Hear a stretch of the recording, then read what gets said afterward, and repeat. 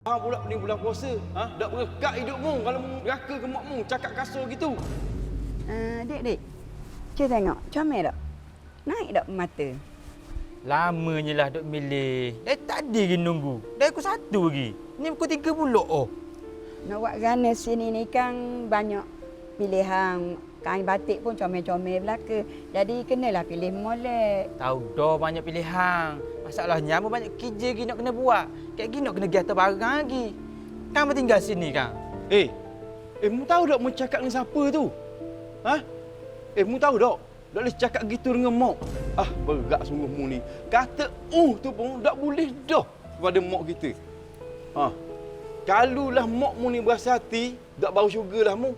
Kamu tahu dah kan syurga tu di bawah tapak kaki ibu. Tambahan pula ni bulan puasa. Tak berkat hidupmu kalau neraka ke makmu cakap kasar gitu. Hamba minta maaf bang. Hamba minta maaf makcik. Makcik? Betul dah hak dia khabar tu. Kita ajak dia buat temang. Dia bukan anak kita pun. Buat temang-temang. Tengok-tengok kain batik. Nak suruh tunjuk-tunjuk. Salah kau. Dah, Dek.